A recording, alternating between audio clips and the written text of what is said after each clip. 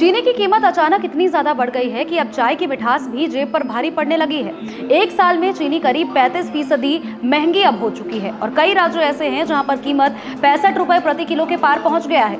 सरकार ने चीनी आयात की स्टॉक लिमिट लगाई, जमाखोरी पर नजर रखी, फिर भी कीमतें नीचे क्यों नहीं आ रही हैं? असल वजह इस वीडियो में समझ लीजिए। देखिए, भारत में चीनी की मांग लगातार बढ़ रही है। ऊपर से त्योहारों का सीजन शुरू हो चुका है। गणेश चतुर्थी, दशहरा और दीपावली में मिठाइयां और दूसरी चीजों में चीनी खूब खपत होती है। लेकिन कहानी सिर्फ मांग की नहीं है। नमस्कार, मेरा नाम सोनल रॉय है और आप देख रहे हैं न्यूज़ 11 भारत का डिजिटल प्लेटफॉर्म। देखिए, इस साल चीनी का उत्पादन अच्छा रहा, लेकिन पिछले साल के मुकाबले शुरुआती स्टॉक काफी कम रहने वाला है। यानी कि बाजार में चीनी तो मौजूद है, लेकिन इसे बचा करके रखने वाला स्टॉक जो रहा था वो अब कम हो चुका है। दूसरी तरफ करीब 30 लाख टन चीनी इथेनॉल बनाने में इस्तेमाल कर ली गई है और कुछ चीनी का निर्यात भी किया जा चुका है।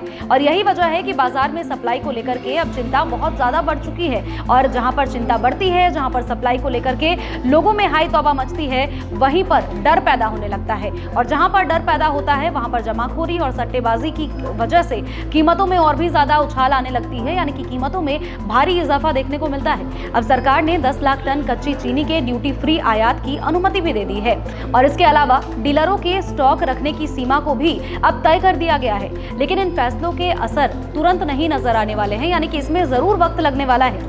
नई चीनी भारत में आने में समय लगेगा और ऐसे में बाजार में सप्लाई बढ़ने के बाद ही कीमतों पर दबाव कम हो पाएगा। लेकिन सरकार के सामने एक और बहुत बड़ी मुश्किल सामने आ रही है। अगर चीनी की कीमतें बहुत ज्यादा नीचे कर दी जाती हैं तो ऐसे में चीनी मिलों की कमाई पर इसका बहुत ज्यादा भारी असर पड़ने वाला है और मिलों पर दबाव बढ़ने वाला है, जिसके कारण किसानों को गन्ने का भुगतान भी बहुत ज्यादा प्रभावित कर देगा। यानी कि किसानों को भी बहुत ज्यादा नुकसान इससे हो जाएगा अगर एकाएक दाम बहुत ज्यादा घट जाते हैं तो।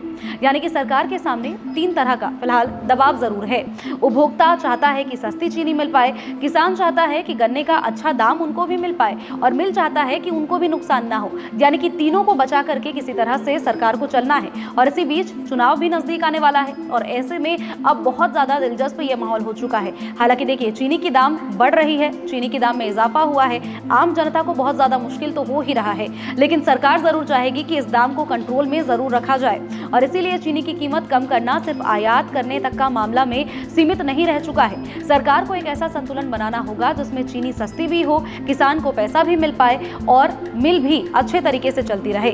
फिलहाल बाजार में सबसे बड़ी समस्या चीनी की पूरी तरह से कमी नहीं बल्कि कम स्टॉक है, बढ़ती हुई मांग है और कीमतों को लेकर के जो लोगों के अंदर डर बैठा हुआ है वो बहुत ज्यादा लोगों के मन में भय कर रहा है। जब बाजार में डर बढ़ता है तो ऐसे में कई बार ऐसा होता है कि असली कमी नहीं भी होती है, फिर भी मांग इतनी ज्यादा बढ़ जाती है कि लोग जमाखोरी करने लगते हैं और दाम में भारी उछाल आ जाता है।